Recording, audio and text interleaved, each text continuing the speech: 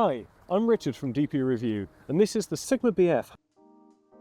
It's a full-frame mirrorless camera based around the Leica L mount, and it uses a 24-megapixel CMOS sensor.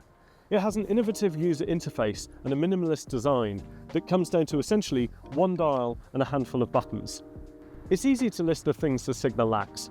There's no electronic viewfinder, no in-body image stabilization, and no mechanical shutter, so you can't even really use it with flash in a body that costs $2,000. But it makes sense to focus on the positives. That 24-megapixel sensor is one we've seen in plenty of other cameras and always delivers great results. Also, we've been impressed by the autofocus system, which is much better than we'd expect of a brand that doesn't produce, for instance, pro-level sports cameras. The Sigma BF has perhaps the most distinctive user interface of any camera I've used in 15+ years of reviewing cameras. And it's best understood by looking at the small rounded display at the top right of the screen. That's the main way of interacting with the camera's basic settings. You can get the camera's settings to always appear on the screen, but perhaps that's to miss the point. Instead, there are 10 core settings that appear on the screen when you press the center button, and all 10 of these can be controlled through the dedicated settings display. Once you've decided on your focus mode, color mode, and white balance, you can just focus on what actually matters: shutter speed, aperture, exposure compensation, and ISO. The Sigma BF isn't trying to be just another camera.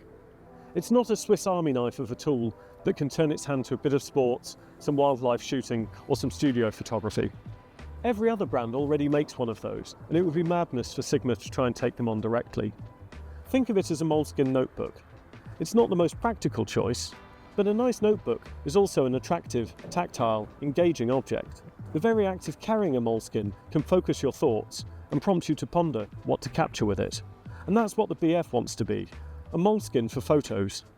It's not without its drawbacks though. The lack of mechanical shutter means it can be prone to rolling shutter, you can't really use it with flash, and there's a risk of banding under artificial light. The battery is also quite small. If you want to use this camera every day, you're definitely going to have to charge it every night. And while the front grip and rear thumb rest means it's quite comfortable to hold, you are likely to notice that the edge at the bottom is quite sharp after you use it for a while. It's easy to dismiss or misunderstand the Sigma BF. I'm hoping to take it on an upcoming vacation and use it day in, day out, as intended. So stay tuned, both here and at dpreview.com, to find out how I get on.